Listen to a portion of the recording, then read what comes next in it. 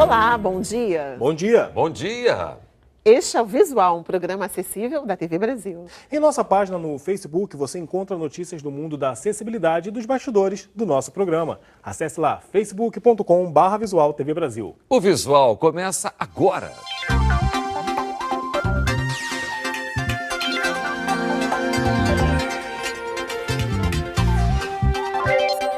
O Ministério da Saúde afirma que o surto de microcefalia no Brasil está associado ao vírus da Zika.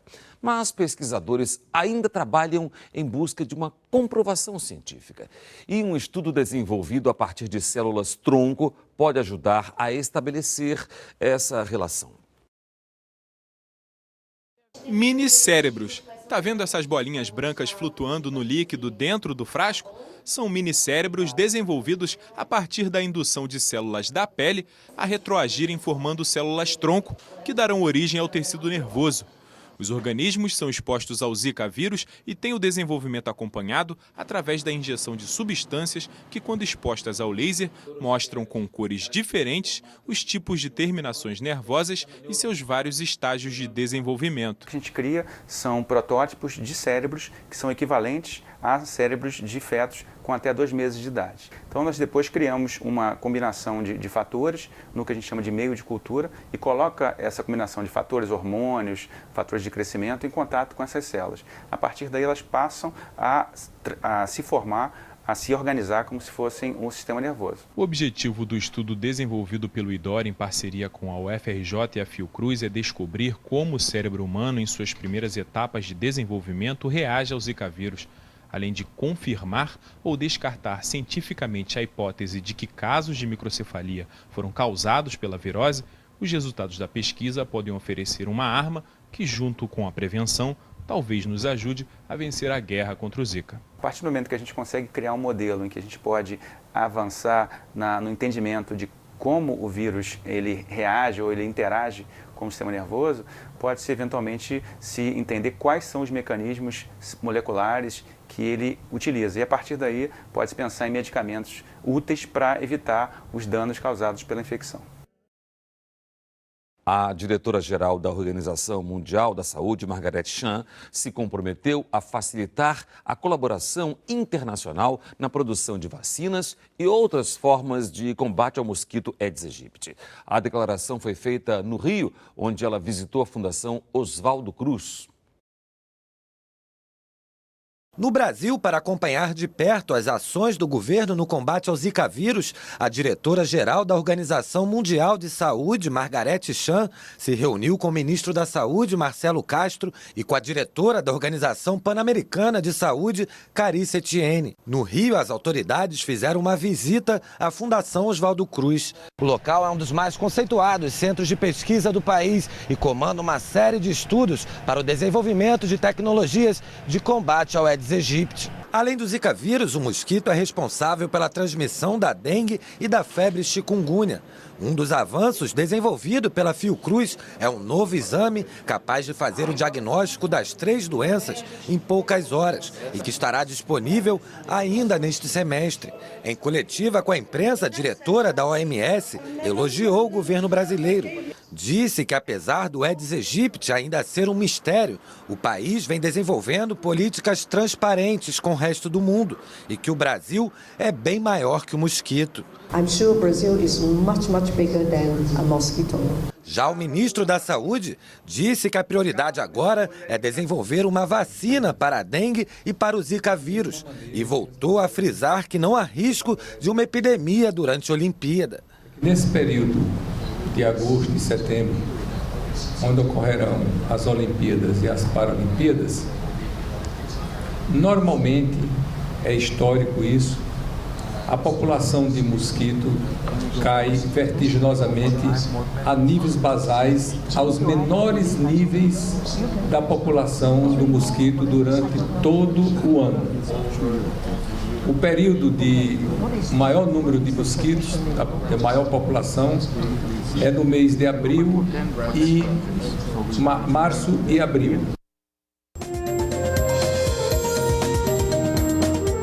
O não foi o vencedor do referendo na Bolívia sobre a chance de o presidente Evo Morales disputar mais uma reeleição.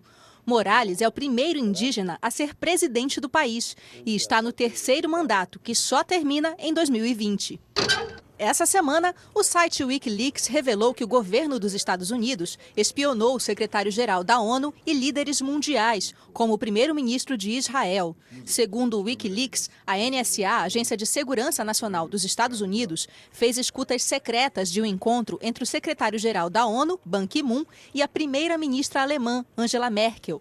Outro alvo foi o premier israelense Benjamin Netanyahu, que teve monitoradas reuniões com o primeiro-ministro italiano Silvio Berlusconi, que deixou o cargo em 2011. O israelense pedia ajuda para lidar com o presidente dos Estados Unidos, Barack Obama. O Wikileaks não precisa quando a espionagem aconteceu.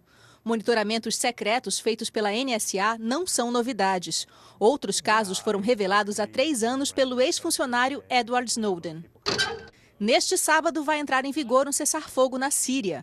O acordo foi intermediado pelos Estados Unidos e a Rússia e envolve o governo sírio e os principais grupos armados de oposição. Ficam de fora 2 grupos que são considerados terroristas pelos Estados Unidos: o Estado Islâmico e a Frente Al-Nusra, ligada à Al-Qaeda. A Síria enfrenta 5 anos de guerra civil, que deixou quase 500 mil mortos.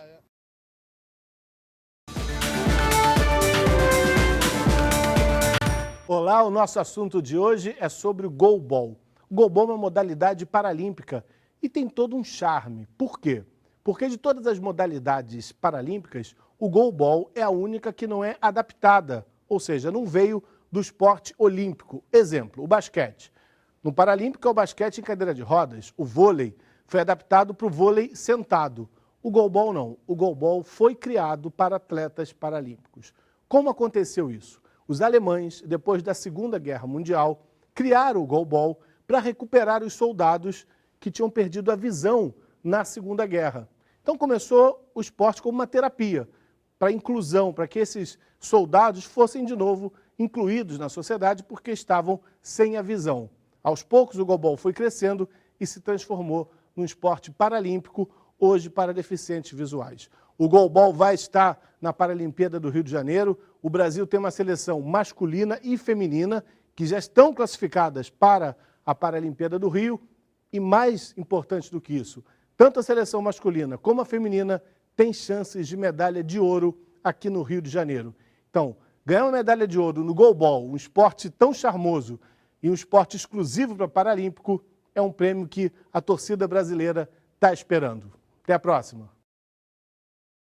Com a crise econômica, a venda de carros novos caiu. Em compensação, a de seminovos teve um aumento. E o comportamento dos consumidores também mudou na hora de fazer a manutenção dos veículos. É o que você vai ver hoje na série Se Vira na Crise.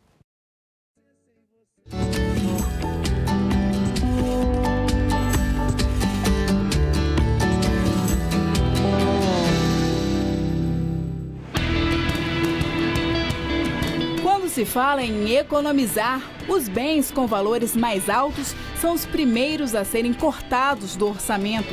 A venda de carros novos em 2015 caiu mais de 26%, de acordo com a Associação Nacional dos Fabricantes de Veículos Automotores. Com a retração, a indústria automobilística fechou cerca de 14.700 postos de trabalho. Mas o brasileiro não deixou de comprar carros, só que em vez de um 0 quilômetro, aumentou a procura pelo usado ou seminovo. Para se ter uma ideia, um mês depois de sair da loja, um veículo novo perde de 10% a 15% do valor. Você tem que aprender e cuidar mais do seu bolso. Então, foi uma coisa que naturalmente aconteceu e o mercado seminovo realmente está fazendo o inverso do carro 0 quilômetro. Hugo fez as contas. Ele precisava organizar a compra de 3 carros para a família. Um para ele e a esposa, um para a cunhada e outro para a avó da esposa. Cada um vai quitar o próprio veículo. Mesmo assim, não dava para sair da loja com 3 automóveis zero. O carro às vezes fica muito oneroso, né, dentro do orçamento. Então a gente decidiu comprar um usado que nos favoreça na questão de poder assumir o compromisso.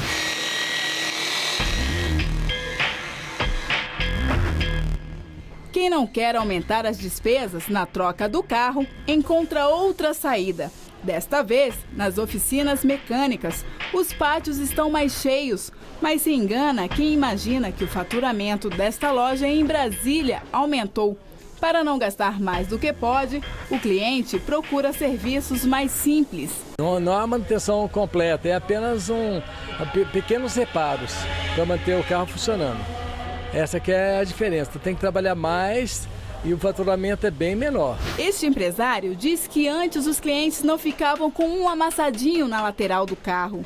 Agora a maioria só procura a loja quando o veículo dá perda total ou quando precisa vender o automóvel.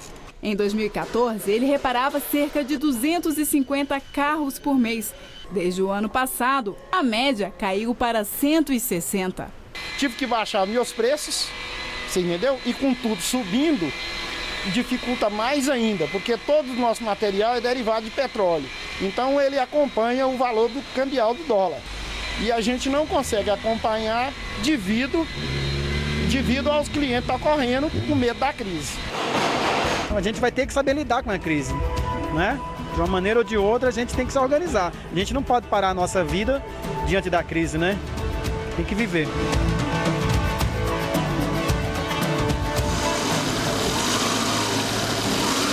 E o Visual termina aqui pelo nosso WhatsApp. Você entra em contato com a gente e pode mandar suas sugestões. Anote o número aí, 021 97 4522 300. Bom dia para você. Muito obrigada pela companhia. Tchau. Bom dia para você.